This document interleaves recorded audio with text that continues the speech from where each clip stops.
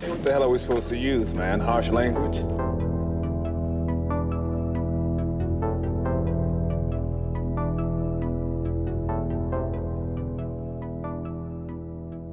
Hey now. What up? Ahoy. Welcome back, folks, to the Harsh Language Podcast. This is episode number 140, the big 140. 140. We're getting old. Hope everybody had a good week. I got to come in hot, fellas. Oh, boy. Yep. Oh, yeah. It's one of those. Like hot like the torch or the human one? Yep. Hot like him. I think it's time for Marvel to just wrap it up. Like, honestly, it's just got to stop. I know I'm like way in the minority here, but Fantastic Four was just not good. I don't know what people are watching or seeing. Dusty, did you see it yet? Yes, I've watched it. Now, comparatively to the other two renditions, is this the best of the three or the worst of the three? It's the best. Of course it's the best of the three. Okay. But that's not a high bar. That's not a high bar at all. So I'm not even fucking counting that. And that's you got honestly, some last minute details on it. I don't know if you saw Matt Shackman said it's Earth 828. Yeah, well, we knew that from the movie. They say it in the beginning, yeah. What did you watch? Did you watch like a cam or something? Yeah. I wasn't paying attention to it, Earth 828. I missed that part, I guess. There's also the second post-credit scene, spoilers, is also a reference to that, where it's because it's a dedication to what's his name's birthday, Jack Kirby's birthday, I think, or something like that. Oh, that's right. But I mean, again, I know I'm in the minority. It's got 86% fresh on Rotten Tomatoes, the critic score. It's 92% fresh audience score. It's like the certified and verified. So that's like the extra fresh. Did better than Superman internationally. Yeah, I don't know. Oh, wow. Superman's, something fucking weird with Superman internationally. I don't know about that. But it's also got a 7.5 on IMDb. I just don't know what people watched. I'm suspicious. I think it's because Marvel has just been pumping out like really mediocre shit for a pretty long time, that like anything that's slightly above average is gonna get like crazy praise. But I think you're just wrong on this one, Dan. Hey, maybe I could be. I don't know. I think it's your bias because of our girl. What is her name? Shalabal. Yeah. AKA I watched Nora. her boy. Yeah, Comics Explained talk about it. He said he loved it, but he did have some complaints with it. So it was a little fascinating little breakdown he did. I don't want to spoil anything for Marvin, but I know Marvin doesn't really care. But no, I care about this one. Actually, I do want to see this one. There's honestly nothing to spoil, and therein lies the problem. I just felt the movie was very bland. There was no like emotion or tension to the thing. You know, Dusty made the joke that like, is this the best of the Fantastic Four movies? It's almost a exact copy of Rise of the Silver Surfer, which was the second of the older movies. It's the exact same premise, which of course is inescapable because it's Galactus coming to eat the Earth and Silver Surfer's his herald and all this stuff. But the plot beats are exactly the same. Yeah. And you know, again, without spoiling anything, the first like half hour of the movie or so is introducing us to this team of people. They're in a alternate universe, an alternate Earth in the 60s. They are the only heroes on Earth. And we get this exposition through this like old school 60s like news broadcast celebrating their 4-year anniversary. It's the 4 years since the Fantastic Four have gotten their powers. And so through that, it's telling you like, oh, they went up into space, they're scientists, they got powers, blah, blah, blah, blah, blah, blah, blah. And then solved world peace. Yeah, and then all of a sudden, just out of nowhere, Surfer shows up and is like, "Yo, you guys are fucked. So like, make your peace with it, and catch you later." She just fucking like zips off, and then like that from that point forward, it's just like a series of time jumps and like just completely rushed plot. I don't know. Did you feel the same way, or am I just fucking crazy? The plot was very almost overly simplistic in what it was trying to do. Yeah. And it missed some steps in trying to get where it was going. it felt like it was more like these are the characters, and this is more about the characters and them dealing with the world they're in than this plot, because like the plot felt like an afterthought. Like, yeah, yep, save the cheerleader, save the world kind of thing. Right. If you get that reference. Yeah, I get it. That's from Heroes. I thought it was just completely I just there was just no character development. One of my buddies was like, "Was the Thing cool?" I was like, "What you see him do in the trailer, running through a couple of pillars, that's what he does in the movie. That's like it." And he's a babysitter for the most part. Yeah, I mean, you see, you see him though, like the effects of these powers. Like Comics Explained kind of talked about this a little bit. He's like, you think, oh, everybody's got these powers and that's cool. You're a superhero now, but like he hits a little bit different because he can't. He is what he is, and he's different. So, like you see a little bit of that tonally, the suffering that he has to deal with. But only because, and see, this was another problem, right? He, in the comic books, he always goes back to visit his hometown, the street he grew up on, which we see him do twice in this movie.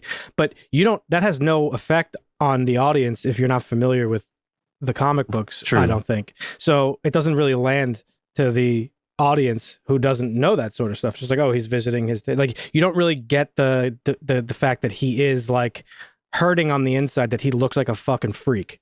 Like that's like his whole thing, and they don't really explore that well.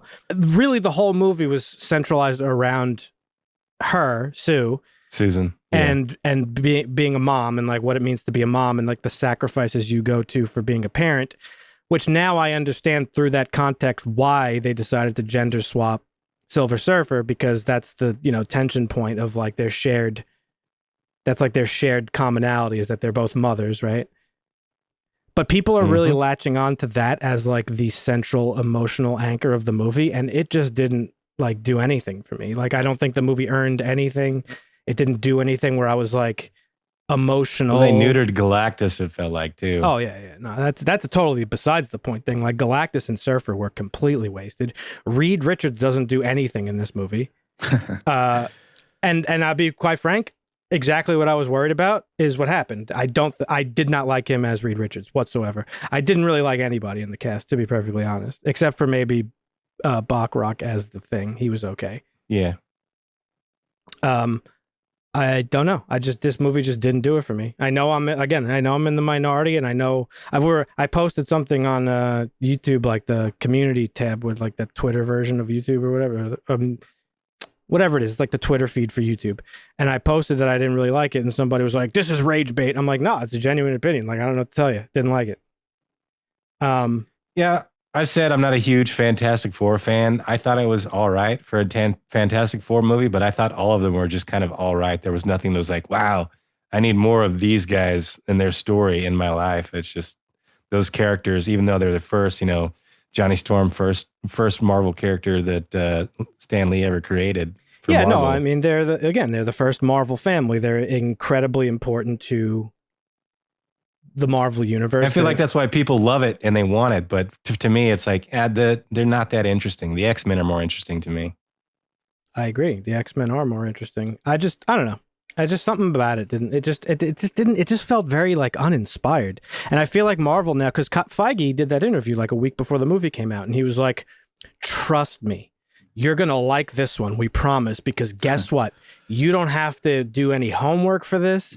It's fresh. It's not tied to anything. You could come in and enjoy it. Well, that was a detriment too. Like, so now they're operating in these two extreme zones. Either you have to fucking watch all the shit to understand it, or you have to just watch none of it and it's just on its own and has absolutely zero, what's the word I'm looking for?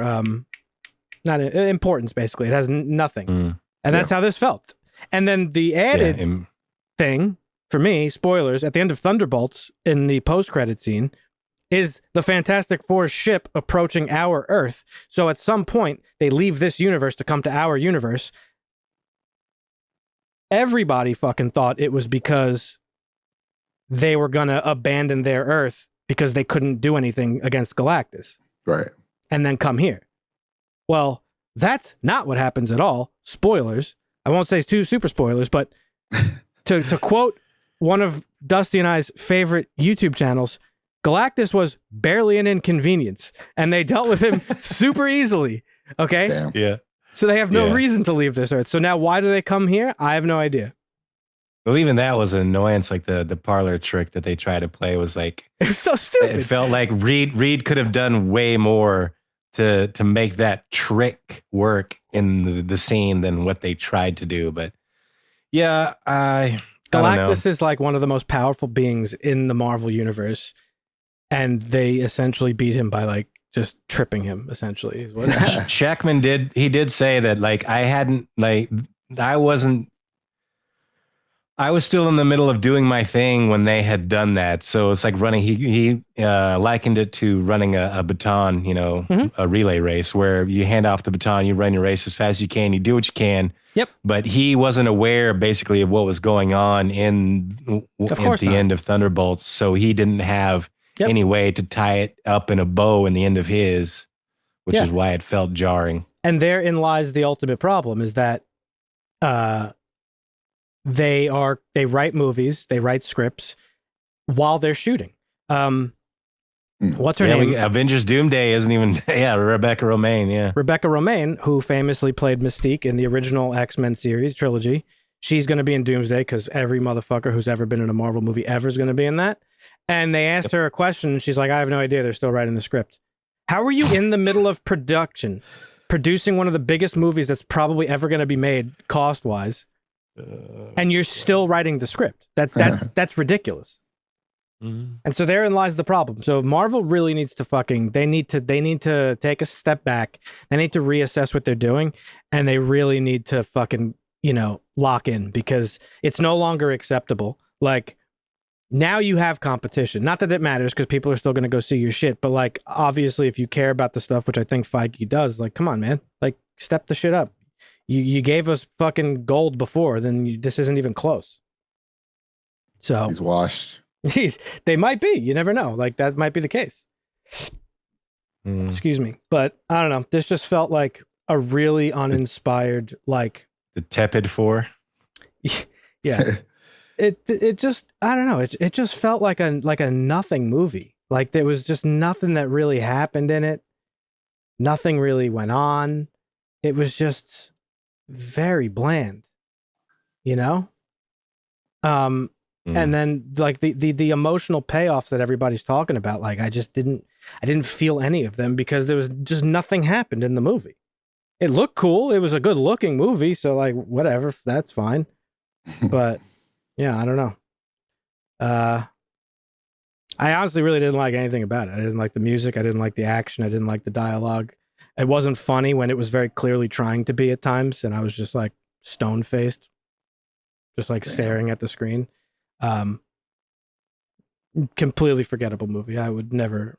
I don't think I'll watch it. I'll probably watch it one more time, maybe, like just to reassess it, but really not great. I would give it probably at this point like a 5 out of 10, honestly. If we were gonna rate it like officially, it's like very, very mid for me. Might as well be a 1. What would you give it, Dusty?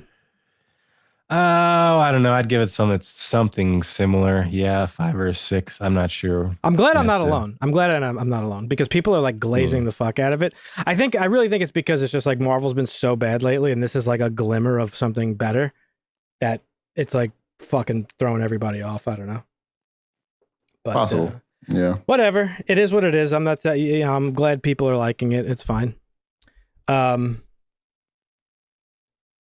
Yeah, I don't know. That's really all I gotta say. But please, Lord, just stop. Stop with this bullshit. Like, write a script and then make the movie. Like, it's crazy at this point. How about you, Marvin? Did you watch anything good this week? Anything bad? Anything bad? No. Watching some good stuff. I actually started Peacemaker. Oh, nice. Watched 3 episodes of that. It's pretty good. You liking it? Yeah, it's good. It definitely has like a almost CW feel to it, but it kind of adds to the. You think so? I never really got that vibe from it.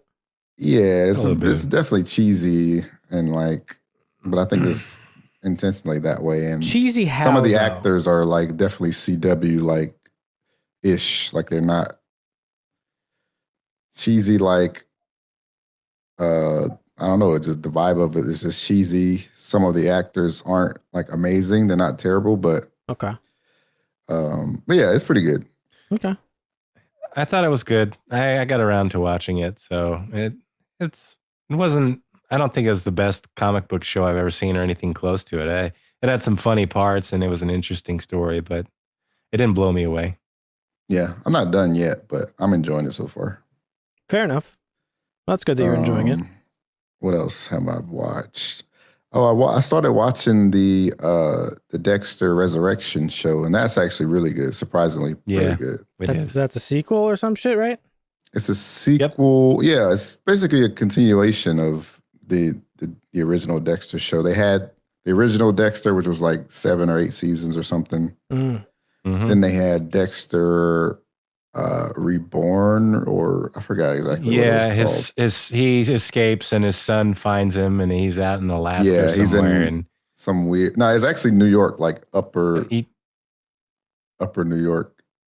Oh, well, was it? Oh, okay. Yeah. But yeah, he's trying to teach his son the code like his dad taught him, basically. Yeah. And it goes awry. And then they have this one, which is... Yeah. They actually had that prequel Dexter show that I didn't watch, but apparently it was pretty good too when he was a kid. That's the I forgot what I did not watch that one. I think it's called Dexter Origins. Yeah. Apparently it was pretty good, but I haven't seen it. Okay. But this one's weekly, so sadly I have to wait.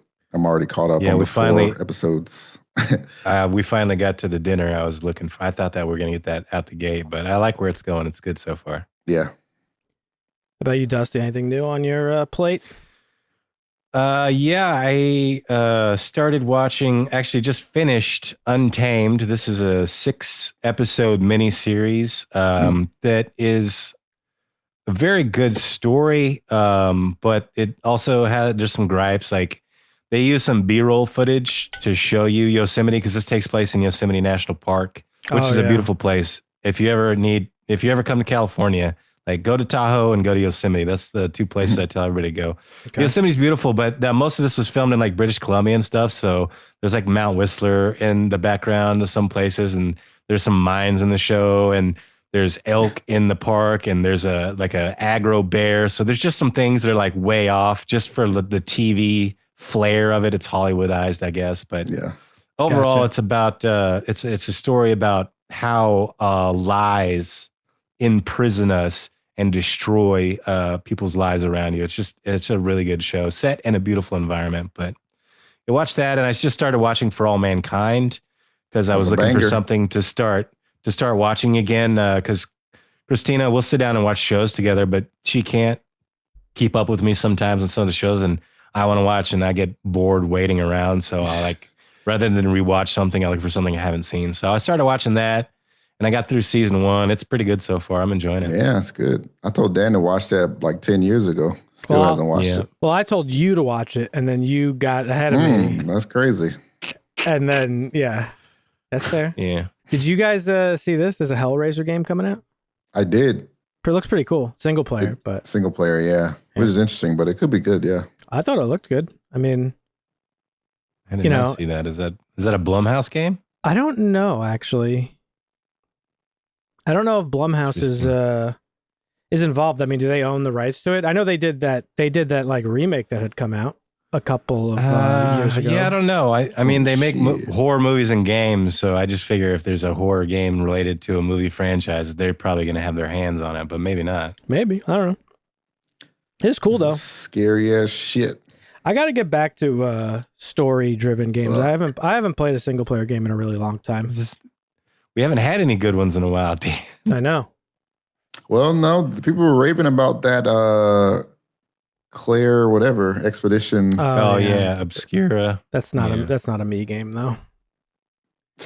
No, the last single player game I played that was great was Elden Ring. So.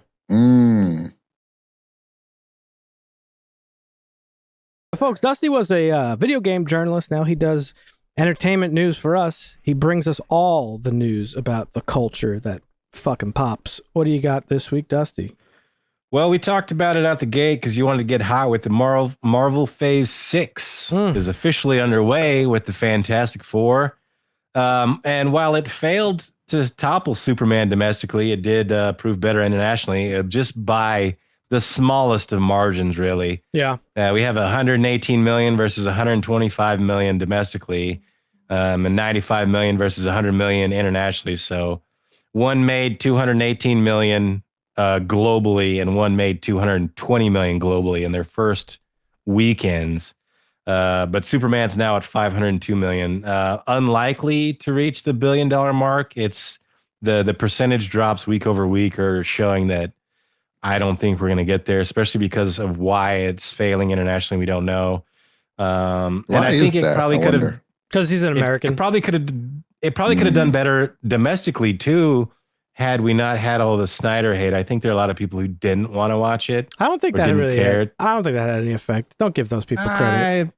I think it could have made another 100 million if there wasn't the Snyder hate. It's maybe, I don't know. I think the global performance is that he represents America. I know that sounds silly, but like we're pretty hated to the rest of the world. Like especially now with like this administration and like tariffs on everything and everyone, and like I feel like that would probably have a big part of it.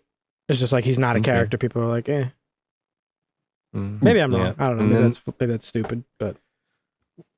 Back to Marvel, a little update on them. According to insider Daniel Richtman, Marvel Studios is reportedly planning to start production on the long-awaited Blade movie sometimes in 2026. Yeah, sure. Mahershala Ali is still attached. That's the only person that's still attached. I won't hold my breath. I think they're wanting to do this because they want to do the Midnight Suns and they want Blade involved in that. Obviously, Ghost Rider is alleged to be the team leader for that. And this all tracks with them releasing Mephisto. Midnight Suns. Yeah, Midnight Suns. Wolverine was part of Midnight Suns too. Oh, that would be so sick. But, Wolverine, Blade, and Ghost Rider. That would get me in the theater instantly. I mean, but yeah, after this Fantastic Four movie, we're not going to have anything for a while. We got Avengers Doomsday end of next year. Damn. And like, that's really it. That is crazy. And then if you turn around and look at the DC slate, we've got Clayface, Lanterns, and Supergirl all scheduled for 2026. And on that news, Supergirl screenwriter Anna Nogueira has been tapped to also pen the Wonder Woman reboot for James Gunn's DC universe. Yeah. And the studio is also developing Paradise Island, which is a TV series for HBO set on Wonder Woman's home of Themyscira. Oh, that's sick. That sounds good. Yeah. James Gunn has said progress on that is slow moving, so we won't see anything of that for a while. But we're getting Clayface, Lanterns, and Supergirl, and he's already started work on Creature Commando season 2 as well. He said that's high on the list. Nice. Let's go. But yeah, that's all the quick like from the podcast news. No real links for that. You got to listen to the podcast to get that, except for the Anna Nogueira.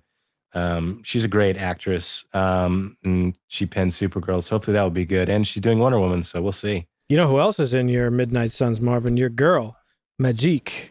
Magic, as the normies call Magic. her. Yeah.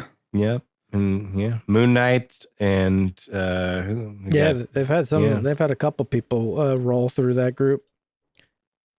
I'm like full DC pilled now. I don't care. Like fuck Marvel. I don't give a shit what they're doing at this point. Like I'm ready for the DC, baby. It's their time. While you're talking about X-Men, while you're talking about Marvel, I might as well just mention, Jake Schreier. We talked about it a couple times that he's the guy who did Thunderbolts. He's signed on to do X-Men. He recently said that he made some comments about X-Men. Quote, the core idea of what X-Men involves complexity. It's an incredible opportunity with super interesting characters and much internal conflict. These characters are wrestling with their identity and place in the world that's inherently interesting and complex material. Now, if you fumble the X-Men, Marvel, like then that's it. It's over. Like you're not. This is the last hope for you. I think. I agree, but we'll see. He did. Thunderbolts was very good, so I'll give him. He has my blessing for now. Okay. Okay. All right. Well, I'm going to show that Marvin's still trying to grind through, or unless he's finished it already. Ted Lasso. We got our 2 seasons through there. I'm on. Okay. Well, production is underway for season 4. Okay. we got a production photo here from Deadline. We got some returning cast confirmed. Not everyone is confirmed to come back. We also got some new cast announcements to go along with the production update. AFC Richmond owner Rebecca Welton is returning. Player coach Roy Kent, assistant coach Beard, and club staffers Keely Jones and Leslie Higgins all coming back. Also, they have to come back. Like, yeah, it wouldn't They even are be the the show. show without them. Yeah, they're critical to the story. Have we gotten any reporting or comments on why they decided to go back and make it again? I thought it was like done and we were getting a spinoff. that's what I thought too. I thought it was done after the third season, so I was shocked to see this. No, it was the third Well, there's season a- was definitively the final season. Like that was like a big deal. I think we're gonna see Ted struggle a little bit with his son. I think in this one because there was a spoilers. recast in that. Well, we've got new casting. Tanya Reynolds from Sex Education, Jude Mack from Back in Action, Faye Marseille from Adolescence, and Rex Hayes. Also Aisling Sharkey from Jurassic World Dominion, and Abby Hearn. They're all coming in as new characters, but Ted's son was recast, and Grant Feely, who portrayed the young Luke Skywalker in Obi-Wan Kenobi series, has been tapped for the role. And the recasting is due to Henry becoming a skilled soccer player himself. Yeah, okay. So I think we're going to see Ted maybe trying to teach his son what he's learned about soccer so far. Okay. And I think maybe that's what season 4 is going to focus. It's not really a spoiler. That's just my intuition based on the casting here and how they're telling it. But I really don't know what season going to for. But I think the dynamic is going to be Ted and his son Henry in the world of soccer, whether that's in America or back and forth. I was gonna say I wonder if it's gonna bounce back, but either way, I'm We'll here just have for to it. wait and see. That was a great show. Yeah. I'm good. Got my I haven't heard approval. anything about the spinoffs or anything, so I don't know. The Dan approval's the hardest to earn. So if you earn that, Marvin knows. He's laughing, but it's true. I didn't realize you guys were matching today. I would have worn a fucking maroon shirt too. Yeah. I feel Oh a little- yeah, that's feel our a side little- chat. I feel a little left out. Yeah. You're not in that All one, right. buddy. I just noticed. Sorry. I'm not in the Yeah, maroon I think last group. time we were both wearing black shirts and you were wearing a white t-shirt. I mean, I'm always wearing a We've white matched t-shirt, a lot. You do guys. Yeah, you guys we do have. match a lot. You We guys had are the like. sleeveless one time. We both were sleeveless red That's right. shirts. You guys are gonna get fucking cast in the we're just sequel on to the same wavelength sometimes. twins, except one's black and one's white instead of one's tall and one's short. That's right. See, the problem is Dan only owns white shirts, so I do. it's Yeah. impossible for us. We'd have to just wear white shirts. You guys just wear white tees. Marvin, why don't That's you it. wear white tees? White tees are the fucking goat. I like white tees, but you wear them 2 times and they're just no good anymore. Not mine. That's Yeah. why I buy Hanes, baby. Comfort soft. They're the best. Form fitting. Look at this. Look at the shoulder angle. Look at that shit. What t-shirt do you know that fits perfectly like that? Come on. So how Neck long don't do you wear a stretch. white t-shirt before the pit stains start showing up? See, Uh, that's another thing. I don't that's have true. pit stains. These are like definitely a few months old. That's a shadow, not a pit Okay. stain. But I mean, That's fair. I mean, they start to eventually yellow the white, and like the pit Yeah. stains come out. Then I just toss them in and buy a new pack. There you go. All right. Now, so I prefer, I like the earth tones. I go, green, browns, blacks, grays. You know how I your don't- brain becomes like accustomed to something? Like anytime I Mhm. wear a different color shirt, like a black or gray shirt, like I feel just off. Like the world feels out of balance. Same thing with my sneakers. I've been wearing black sneakers for the majority of my life, probably since elementary school. And I'd never wear white sneakers, but like sometimes like if I had to, like if I don't even know what situation I'd be in where I'd put on white sneakers, but like I just know that like whenever I have something brighter on my foot, my eye just like focuses on it. Like I just can't unsee the white. I also wear black socks too, so it's just like Yeah, that's Yeah. different. part of the black socks are better than white socks. Don't at me. We got a lot of Avatar news this week because of Comic-Con. Mhm. Marvin, are you hyped? I don't know. I'm hyped. We got 2 separate shows coming. Well, one's a movie, one's a show. okay. Yeah. We got this right here, Avatar: The Last Airbender, which is the sequel. It's the sequel to Avatar: The Last Airbender. Seven Havens, it's called. Takes place after Well, it's- Legend of Korra. Yeah. after Oh, Legend the of Korra, original creators are back. Okay. Yep, the original Yeah. creators are back. Yep, yep. Michael DiMartino, Brian Konietzko. I don't know if that's how you pronounce it. My bad. Has 26 episodes, will be split into 2 seasons, and it follows a young Earthbender who discovers she's the next Avatar after Korra. Let's There go. she is. Yeah, looks good. Earthbender representation is good. That's right. Yep, you need more Earthbending representation in this world for sure. Firebenders just fucking own everything. They do, yeah. So hype for this. I liked Korra. It's not as good as the original, but it is what it is. But I'm good for this. And still now, a fun show. if you are a fan of the original, you got The Legend of Aang, The Last Airbender. It's a movie, animated movie coming. Crazy. And this is says that apparently this is like they're doing a new style of 2D animation. It says they said there is nothing that looks like this. It's 2D animation with these really beautiful deep canvas environments. It's going to blow you away. And this is coming to theaters October 9th, 2026. And so I guess this movie is probably same creators or that I'm not 100% sure of, but I think it has to do with Aang's older years. Okay. Which we never really get to explore. You get to explore it a little bit through the eyes of Korra, right, but not really as much. I think this is us going to be like spending actual time with him as an adult. Let's see what this is about here. Let's read the Wikipedia. Oh, it looks like it. Directed by Lauren Montgomery.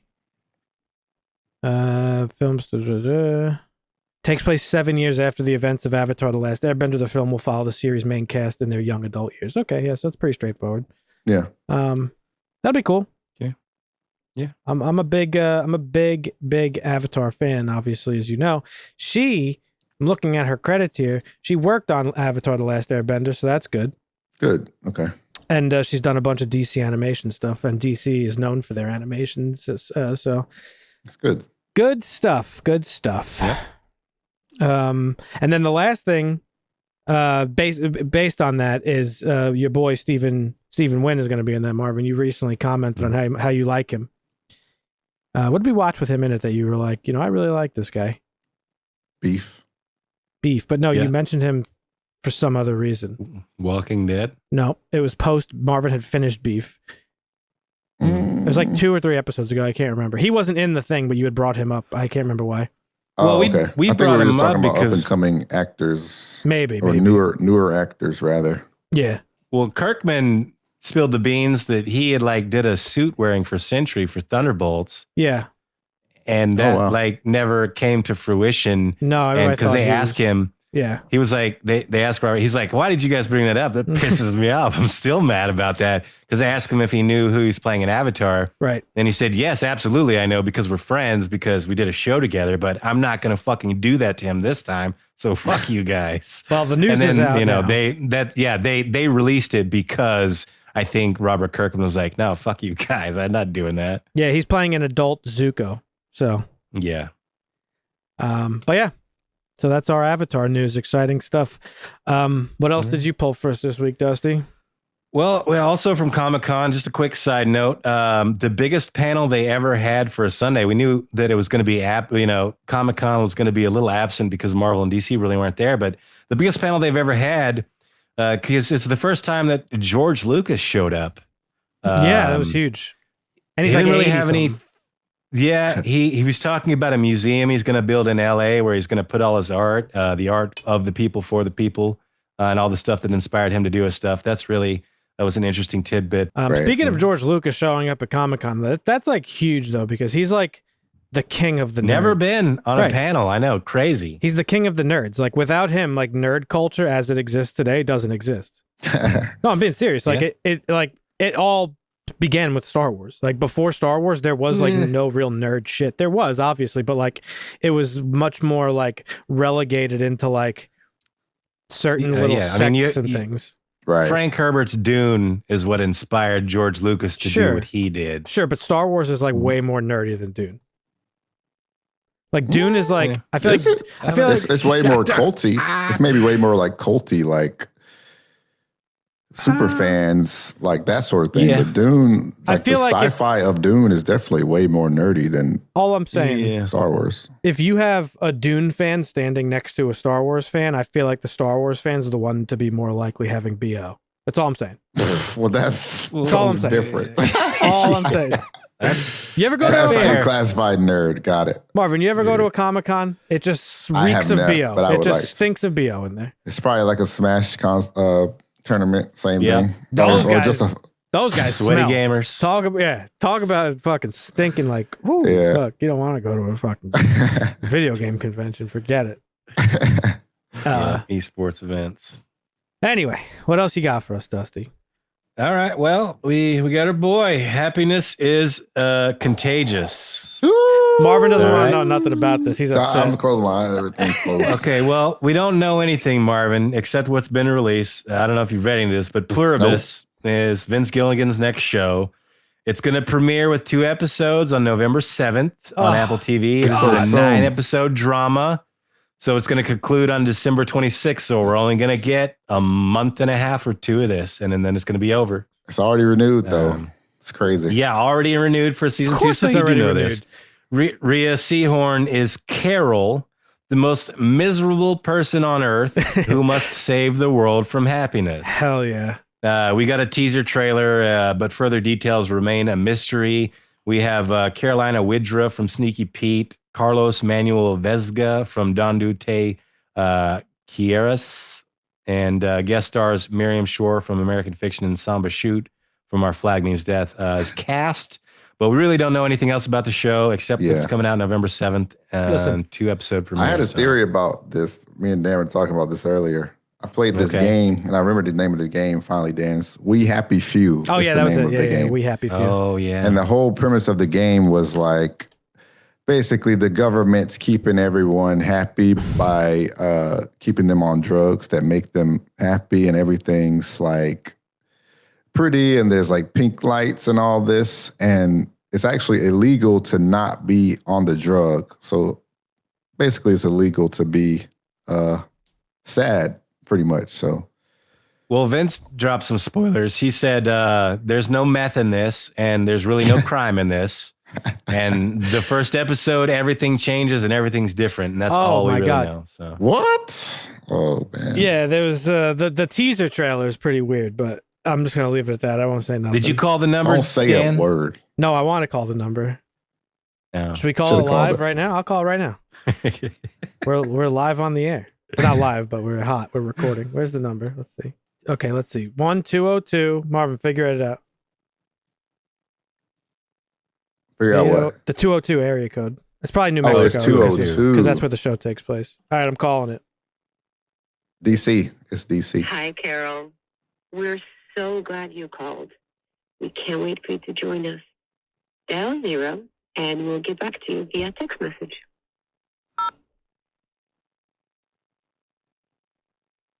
Oh All right, my now they're God. gonna- I dialed That's 0. There you go. Did you hear it clearly? They're gonna Bro. get some. Yeah. Good to hear that.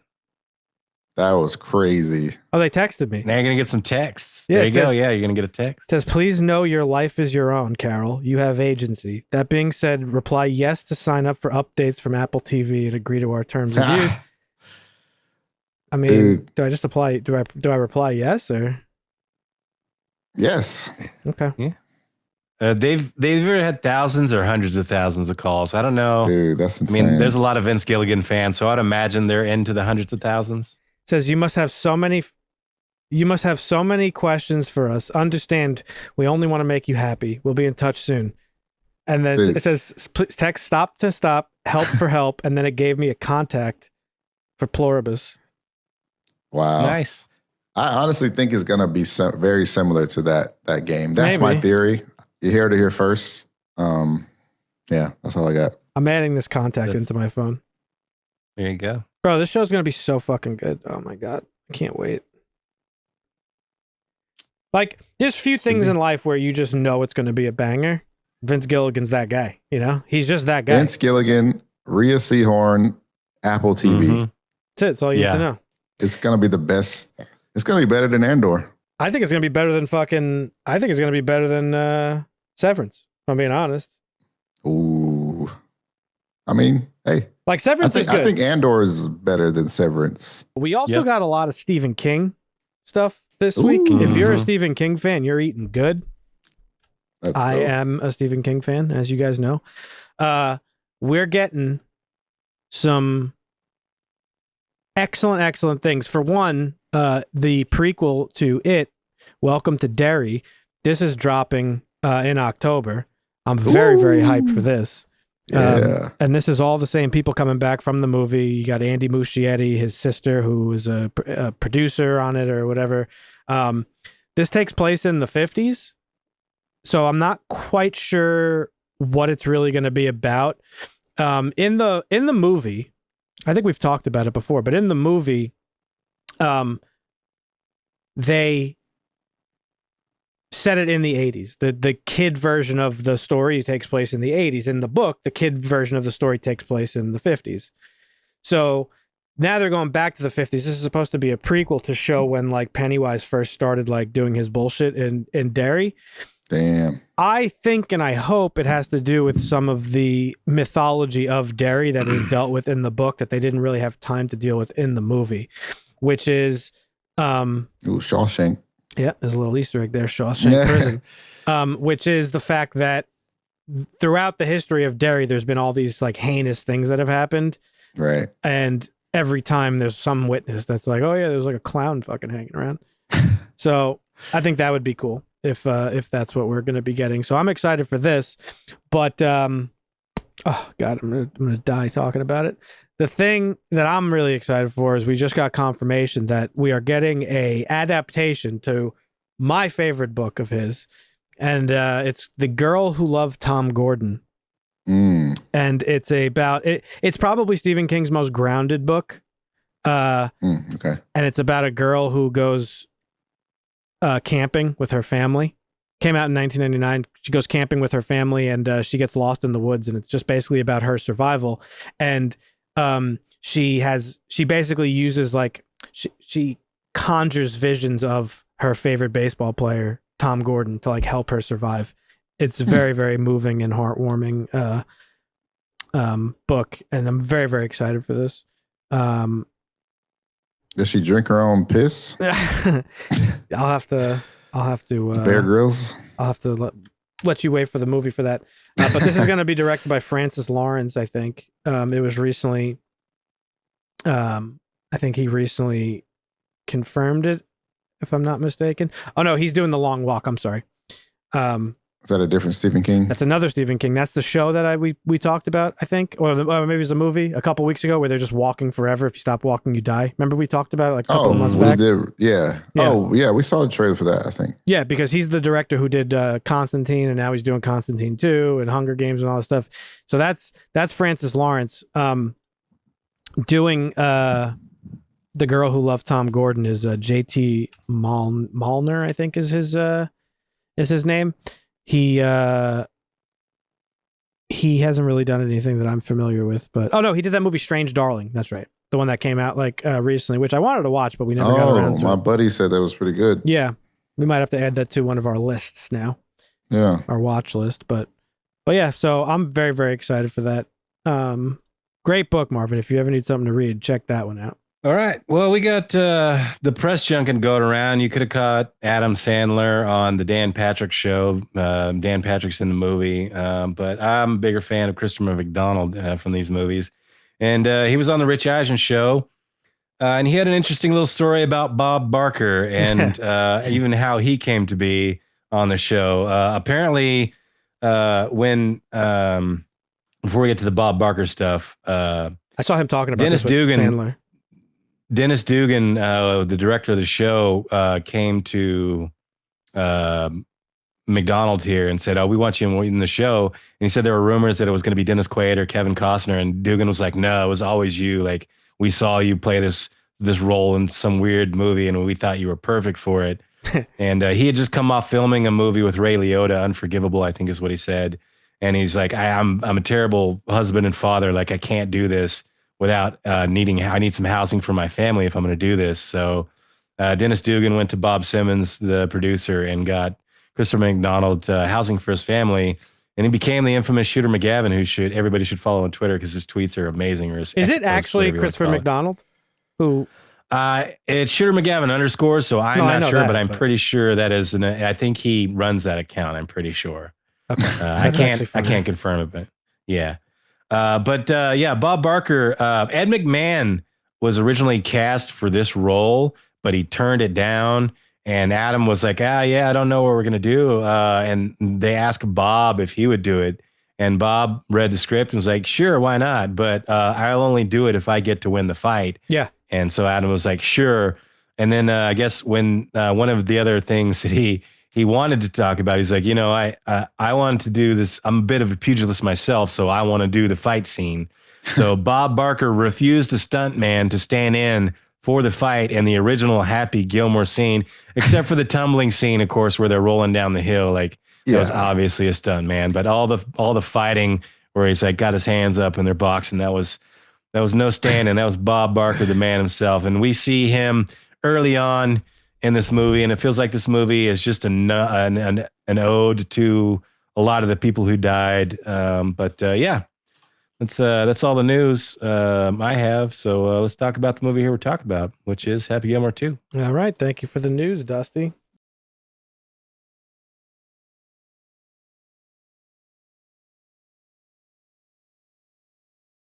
So the trend of sequels to 30-year-old movies that really nobody asked for is still going strong.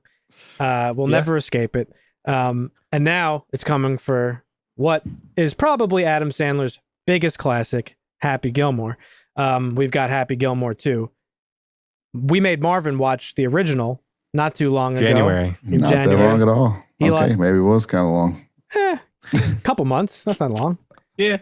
Anytime I walk into a legacy sequel, my expectations are low. I love Sandler. I even love most of the movies that people hate of his, but I still didn't really expect much. And yet, this one surprised even me. So let's talk about it. Dusty, you just mentioned this was Netflix's biggest opening ever? Yeah, 46.7 million, I think, was the number they released. 46.7 million views, which, I mean, they count a view. It's like time watched, so somebody could have watched it 2.5 times, and they'll count that as 3 views. But yeah, the biggest opening for Netflix ever. That many views in that many days. Yeah. But has there been any like really good movies on Netflix? I guess it's not that surprising. Rebel Moon. Rebel Moon. What was that opening? I'm actually curious. Rubbish Moon, you mean? Yeah. I can't think of any Netflix original movies that would command such an opening. Yeah. I don't know. Was the Beverly Hills Cop straight to Netflix? I think it was, right? Yeah, it was. Yeah. But that was a little harder to do and not as slapsticky as Happy Gilmore, I want to say. Yeah. So, I mean, the plot is pretty simple. There's really not much here. It's Happy Gilmore is aged. There's basically no plot. Yeah, there's basically no plot. We get like a montage or just an early introduction, essentially the same way as Fantastic Four, but we get like this early montage, not even a montage. It's just like a exposition dump of like, hey, he's older now. He had a pretty long and like successful career being a golfer after winning the jacket in the first one. He won 6, I believe, tour jackets. And he had 5 kids with Julie Bowen's character, Virginia. And some of those were his actual kids. Yeah. And which apparently is a sin to have your kids in a movie. But he one day on the golf course, he like fucking shanks a ball and fucking smacks her in the head and she dies, apparently. And he goes into a deep depression. He swears to never play golf again. He starts drinking, and because of all his drinking and not working, he loses all his money. He loses his grandmother's house. His 4 sons have to move out and go get another place, and he moves into some like derelict like ghetto house with his daughter. And she is a really talented pianist, and her piano teacher is telling Happy, like, you should really send her off to like a fucking real deal piano. It was ballerina. Ballerina. I'm sorry. Why did I think piano? What am I thinking? Yeah. Oh, you know why?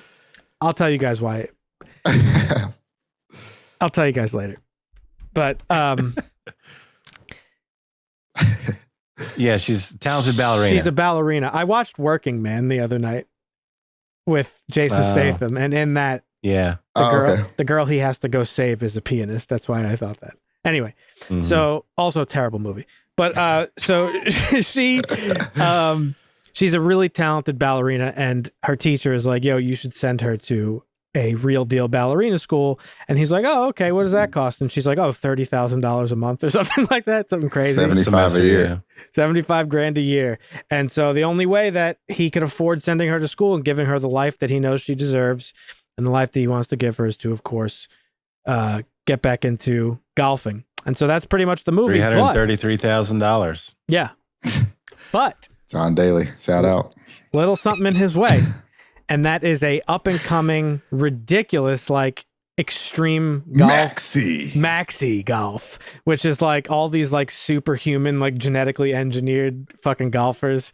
Yeah, it's so funny. And it's like, it reminded me of like the XFL. Marvin, you might be too young to remember it. Dusty might. Do you remember when WWE, Vince McMahon, created his own football league that was called the XFL? I do, yeah. Oh, God. And it was supposed to compete directly with the NFL. It lasted like, Yeah. I don't know, a year.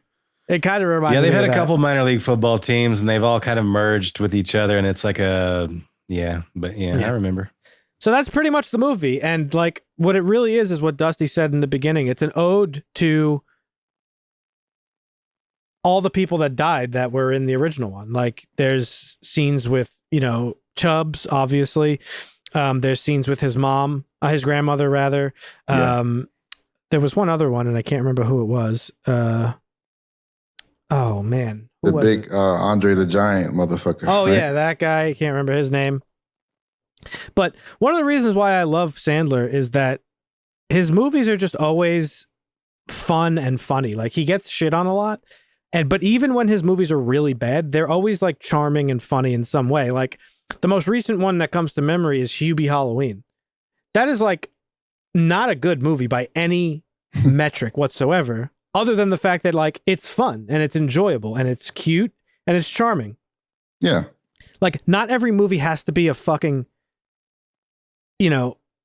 masterpiece. Okay. Not every movie has to be Christopher Nolan level fucking good.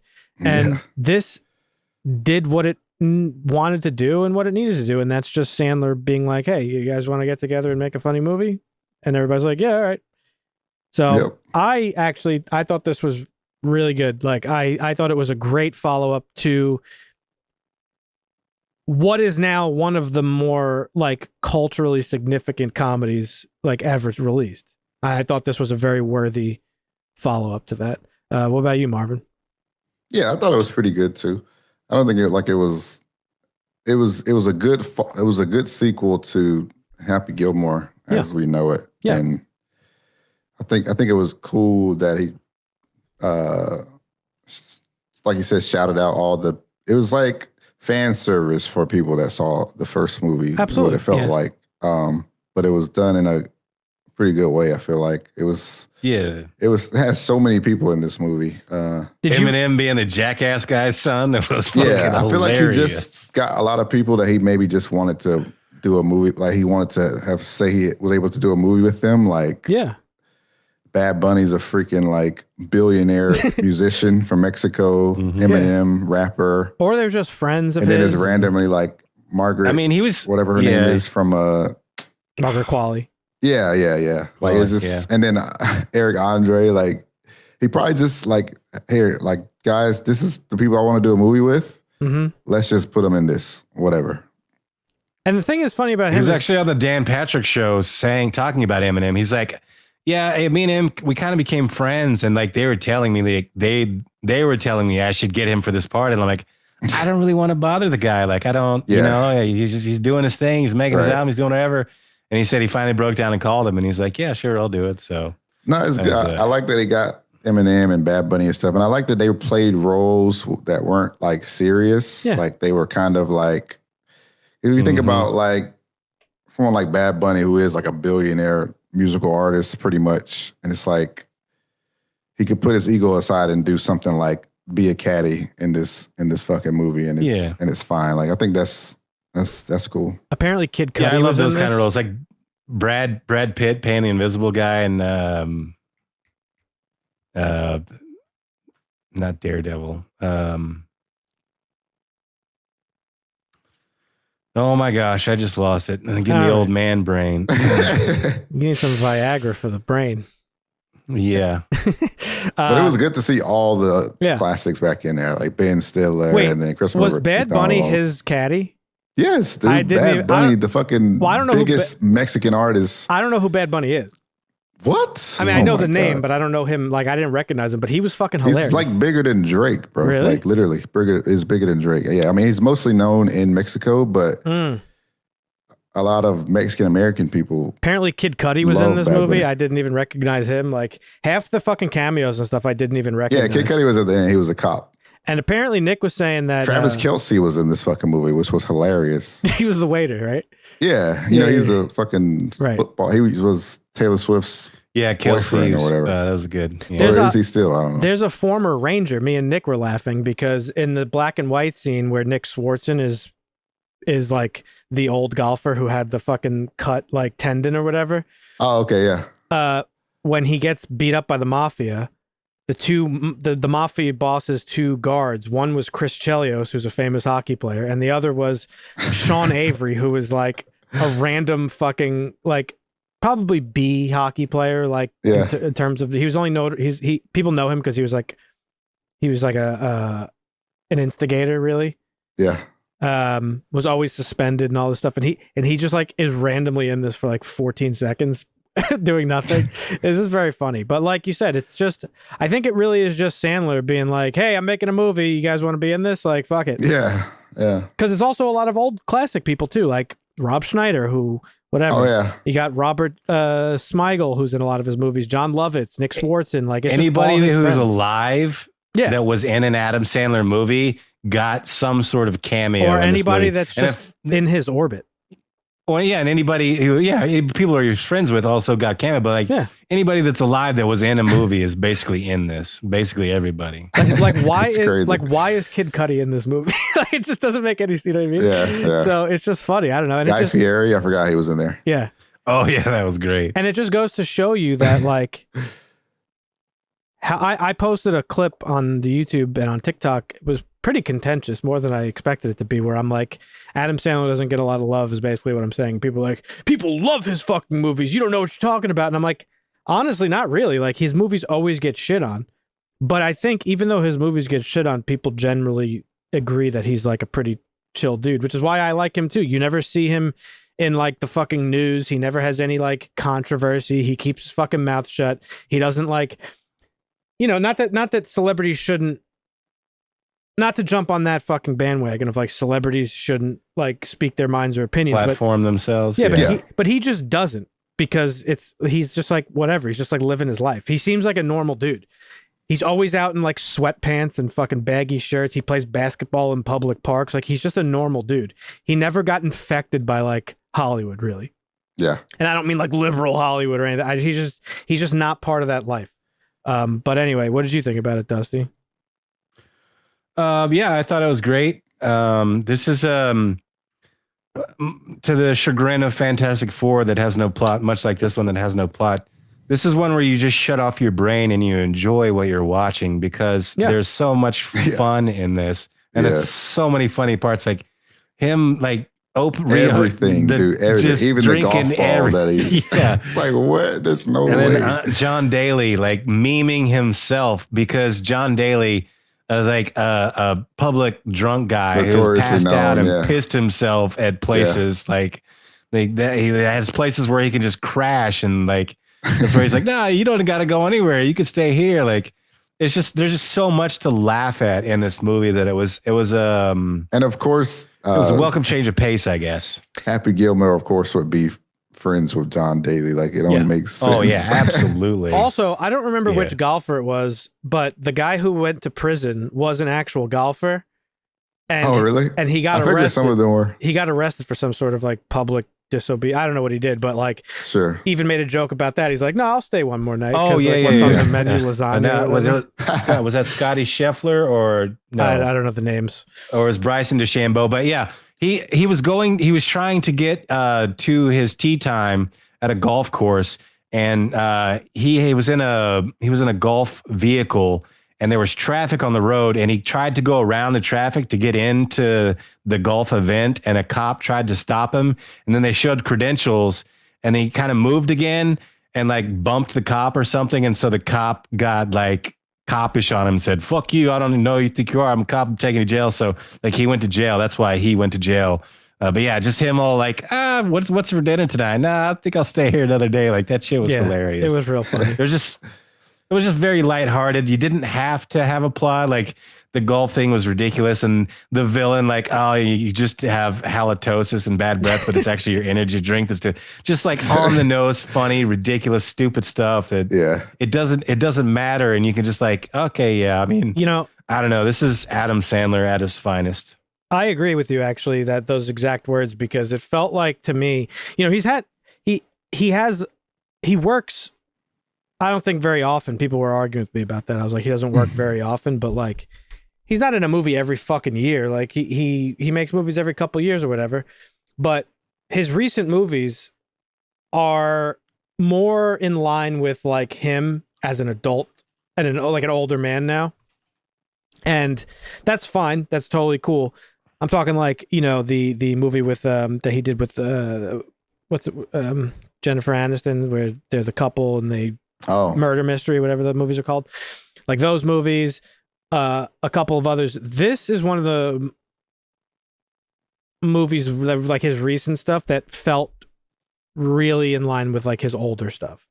The stuff that made him famous, like Happy Gilmore. Well, yeah, and Billy Madison. Edgy slapstick humor that, like, where he would push because he was younger and he liked to push the envelope a little bit more. The older he got, and with his when he had a family, and I say Eddie Murphy fell to the same fate, like making a little bit more family friendly or something that everybody can enjoy instead of like, you probably shouldn't let your kids watch this. Like, I can understand that arc as people grow into becoming older as somebody who is older. So I get that, but he still paid homage to the tradition that was Happy Gilmore, and I think he did it really well. Like this felt very much like one of his older movies from the 90s. Like it had the same style of jokes and like random funny shit that's just for no reason.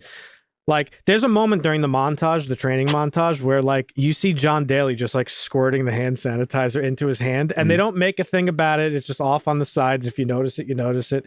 And that's what's always been funny about Adam Sandler movies. I don't know.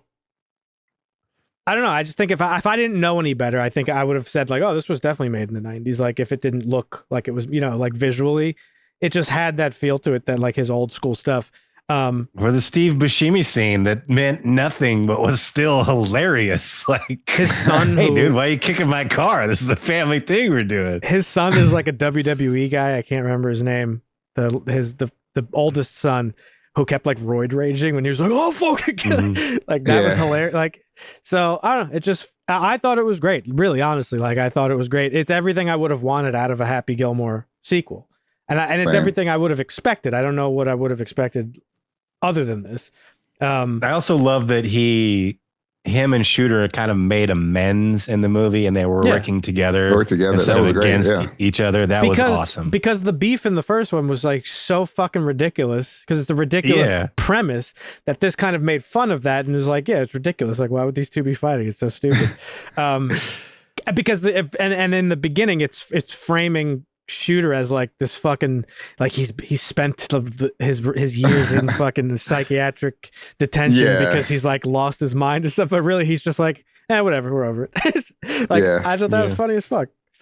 No, it was fitting because Shooter was in the first movie, in his mind, trying to preserve golf, but then when the real threat to golf came along, they were able to get together. That's a great point. I didn't even catch that point. That's a great point. Yeah, I think that was. I didn't recognize the Safdie brother. I didn't realize that was him. Who's that? The main guy villain. I don't even know who those guys are. Benny Safdie is the director of Good Time. You're right. And he was in Good Time. This guy's in Good Time. You're right. Yeah. And they also directed Uncut Gems. Yeah, one of them's in Oppenheimer. He was in Oppenheimer. Yeah. Did you recognize Chubb's son, Dan? Yeah, that's Huel. Yeah. There's so many cameos. I got to go back and watch it and see, because Nick pointed a couple out to me that I didn't even get, especially if you're a golf fan. Nick was like, yo, if you're into golf, like this movie's like on a whole nother level Right. of funny and smart, because like I said, the golf guy who was in jail and John Daly and like some of the other guys. Yeah. And then Haley Joel Osment was, that was hilarious. The whole thing that they did to cut out like a piece of their spine or whatever the fuck was so funny. Oh, yeah. They were twisting crazy. Like he looked back at him and then swung back to hit the ball. I'm like, dude, what is going on? Yeah. Screech for no reason whatsoever. Yeah. That wasn't the real Screech, though. Dustin Diamond, he's dead. Yeah, he is dead. Speaking of people who are dead, I actually really found this movie very heartwarming. Like at the end of the day, all the funny stuff aside, all like the jokes and the gags, it was a really sweet like homage to, like you said, like people who are no longer alive. I had apparently seen that like there was supposed to be a much bigger role for Chubbs, but unfortunately he passed away recently. He passed away last year or this last year? February last year. Okay, so like. I get when they were filming this, I guess they had bigger plans for him. So they weren't able to use him, of course. Talking about that's Carl his Weathers, name. obviously. Richard Kiel, that guy. The big guy with the nail in his head. Yep. Richard Kiel. He passed away in 2014. He apparently. passed away. Frances Bay, who played his grandma, she's obviously no longer with us. Bob Barker's dead. So like Jackass guy is dead. Did he actually die, the actor? Yeah. So yeah, yeah, I don't know. I just thought it was a really nice, heartwarming thing. And then basically the whole story being about like, this family and whatever at the end when he actually like visualized his family as kids. Like I don't have kids, but that really like that choked me up a little bit. It was like a sweet thing. And that's good, like, and that's like always the core of Adam Sandler movies, no matter how ridiculous they are, no matter how fucking like stupid and funny they are, they always have this like sweet, charming, heartwarming center to them, and he's just the GOAT. Yep. I'm like, I am an Adam Sandler fanatic. I'm a fanboy. Like it is what it is. He's great. Yeah. I was glad to see that we finally got to see Hall L get his due. Who was finally that? Ben Stiller's character. Oh, we finally got to see. Yeah. At the end, he got his. They like fucking. I forgot exactly what happened, but they got his. They chased him, and then he was the one who got chased in this. That's right. Yeah. He It's funny you mentioned Bad Bunny, because I know the name and I know he's very famous, but I don't know what he is or who he looks like. But it actually is funny because he was my favorite part of the whole movie, and I didn't even know who he was. Yeah. When I tell you I cried laughing at that first scene where Adam Sandler was like kind of opening up to him, and he's like, man, I don't know if I could do this. I'm real scared. Like these guys are so much better than me. He goes, you need a water refill, maybe some breadsticks. I was fucking dying. I rewound it like 45 times. There's just so many simple moments like that I was busting out laughing every time too. It's just one of the funniest things I've ever seen. Like he's he's just saying this like really like emotional thing, and he's just like, you want a water refill, maybe some breadsticks. It was just so fucking ridiculous, because of course he's a busboy who barely speaks English, that he just like swiped to become his caddy. And then it was funny too, speaking of caddies, that they brought back his actual caddy from the first one, who just is now a piece of shit because of the way he treated him in the first one. The one he was choking. That's right. Choked out. And then he choked his caddy. It was just really cool to see a lot of people come back, and I just, it was well made. And his original caddy was his friend that was always in the other movies. I forgot his name. Yeah. What is his name? The cross-eyed guy? No. No. What's his name, dude? Jesus. Who are you talking about? I can't remember his name. No, he was the caddy in the other one. He's pantless washing at the ball washer place. He's got the beard. Not the young kid, the older dude. I'm trying to look up the cast really quickly here. His name is Alan Covert. Yeah. Dan, he's in like Big Dad. He's in all of, he's like his friend, his real friend or whatever. Oh, this guy. Yeah. I didn't. With he the was crazy eyes. He was the homeless guy in the first one. Yeah. That's right. That he was his cat. He was his original caddy, right? Yeah. He was in this? People were trying to figure out why he wasn't. Oh, and he made a joke in it that he moved to Switzerland for tax purposes or something. Did they? He I said didn't even that catch that. I got to rewatch the movie. There's so much. It's like so stuffed with references and Easter eggs. It's so much. I missed it. Yeah, if we did an Easter egg video, it would be like an hour long. Oh yeah, Ryan probably put that Screen Crush probably put 750 Easter eggs you missed in Happy Gilmore too. 4-hour video. 100%. Yeah, I don't know. All around, I really, really thoroughly enjoyed it. I enjoyed it more than I was expecting. I thought it was just going to be like, kind of like, all right, whatever. That was cool. We watched it. It exists now. But I liked it way more than I thought I was going to. Me too. Yeah. And pleasantly surprised. And, I said this, maybe this is like hyperbole, but I don't know if you guys remember, but like months back, I had watched Ricky Stenicki, that movie with John Cena, and it was really funny, and it was made by one of the Farley brothers, and it reminded me of like that early 2000s, like mid to late 90s comedy that we just don't get anymore. It's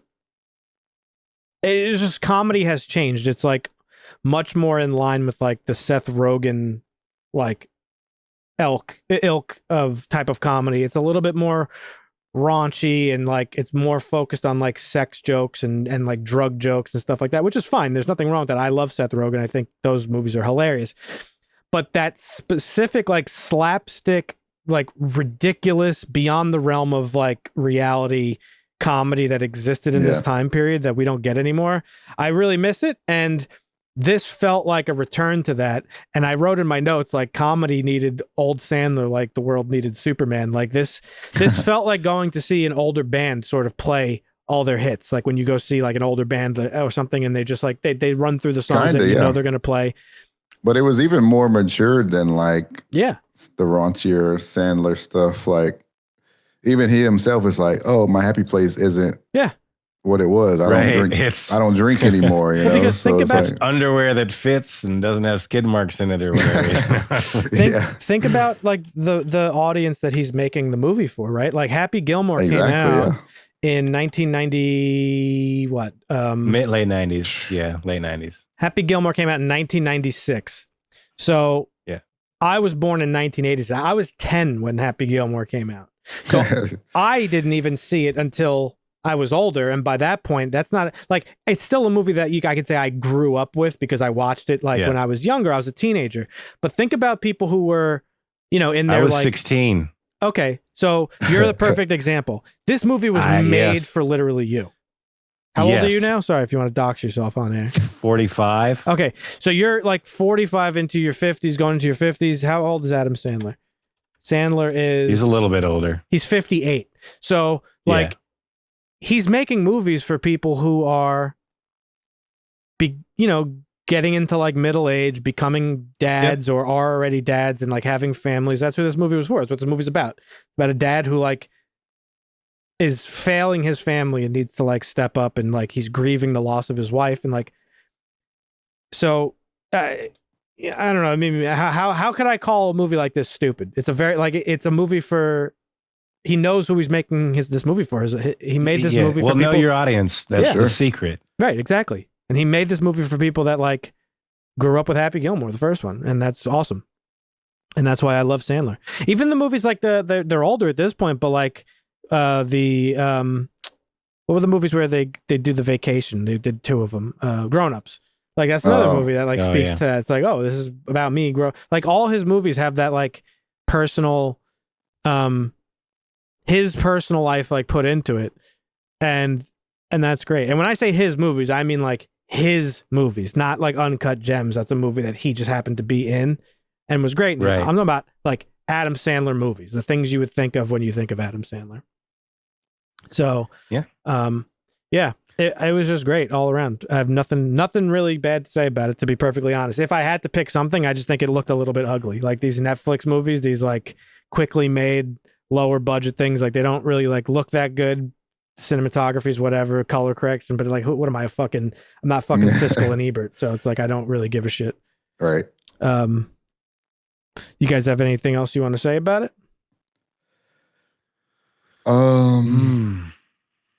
It was cool to see that his 2 daughters in the movie.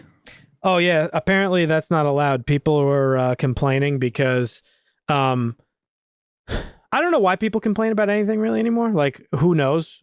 And who knows what's real? Like, they're all the fucking Superman monkeys just fucking like smacking their keyboards. But like, I know some people were mad that Eminem was in this because Eminem has been outspoken about the God Emperor himself. Yep. Some people were like, I know, said it was stupid because he put his daughters in it. Like, oh, he has to like help his daughters to get work and stuff. It's like, yeah, it's his fucking daughters. Like, who cares? You would do the same thing. Like, what? So I don't know. Yeah. People just complain to complain. It doesn't have a really good rating on IMDb. It's 6.3. I don't know why. That's the too same low, people man. who complain about shit like that probably went to the same fucking college their parents did because they're fucking alumni. Exactly. I was just looking at, so we were talking about Easter eggs. Netflix put out an article with like all the Easter eggs, basically. Yeah. And apparently the guy, the Zalatoris, when he was strangling his caddy, apparently his caddy is played by Ben Stiller's son too. So everyone's putting their kids in this. Because why wouldn't you? Like, why wouldn't you? It's not to give them careers. It's just like, hey, we're all hanging out and having fun. Yeah, exactly. That's what Sandler's movies feel like. It's like his friends just getting together, hanging out, having fun, making a movie, and that's that. I mean, if your kid wants to follow in your footsteps, that is an admirable thing, and there's nothing. You can call it nepotism, but if you have the power to allow them to make their dreams come true, then as a parent, you are 100% going to do that every time. There are very, very, very few parents in this world who be like, oh, you want to do that? Don't ask help from me. Like Jason Momoa said something like that. Like, my son got the part on his own. I didn't help him one bit. And I can respect that. But I'm sure that he got a part in a movie that he's in, partly because he's also in that movie. And that's not necessarily nepotism, but it's just like, it's just reality. People get old and the younger generation come up and they have to fill those roles. And you're going to fill it with a name that's known sometimes. Exactly. Yeah. But, looking at these reviews, like, these are just absolute bots. Like, look, 6 out of 10. First half was done right. Then ... 2 reviews down. Strong start, but then ... It's like, what are you all writing the same fucking thing? And Monkeys. like the movie was exactly what it needed to be. That's it. It was a sequel to Happy Gilmore, exactly what you'd expect it to be, and exactly what it should have been. And that's that. And that's okay. Recycled jokes and trying too hard to be the first, but it's like what are you even talking about? Redoing the jokes was great. Like running at the end, instead of with the gold jacket, like that. I get a redo of the joke, and it worked. I get it. There are times where cheap like nostalgia grabs or fan service and stuff sucks, but this wasn't one of those times at all. It was funny and it worked, and had no problem with it. 6.3 on IMDb, not too great. I would bump that up. I would give this an 8. This is an 8 for me. It's an 8 for me too. Yeah, I'll give it an 8. Sure, let's go. 8's across the board, easy, baby. Curious what it's doing on Rotten Tomatoes. Probably not good because that's where all the fucking arrogant fucking you know what's go. Let's see. Happy Gilmore 2. Oh, it's actually doing way better on Rotten Tomatoes than I would have expected. Good. And then he posted on he posted on Twitter, Sandler, and he never uses social media either. He was like, hey, hope you guys have fun. And people are like, this movie fucking sucks. Fuck you for having that Eminem in it. Fuck this. It's like, the world we live in is just god awful right now. And like, there's no sign of it easing up. And like, you get little bits and pieces of things like this that give you a little bit of happiness and joy. I'm all for it. So great movie. Check it out if you haven't done so. Don't listen to anybody. If you have seen it, leave a comment down below. Let us know what you thought about it. If you want to see what Marvin thought about Happy Gilmore 1, he watched it for the first time back in January, and that video's on our channel. In fact, I'll put a link to it next here so you can check it out. Otherwise, leave a like on this video. Subscribe if you have not done so, and we will catch you next week. We're talking about The Life of Chuck. I'm really excited about that one, so we'll that's right. Stick around for that. If you want to be informed ahead of time and watch along with us, we post our schedule in our Discord. It's free to join. You could check out the Discord link on our website, harshlanguage.tv. All of our other social media links and stuff live there. So maybe we'll see you in our Discord. If not, catch you next week. And thanks for hanging with us. See ya. Basta.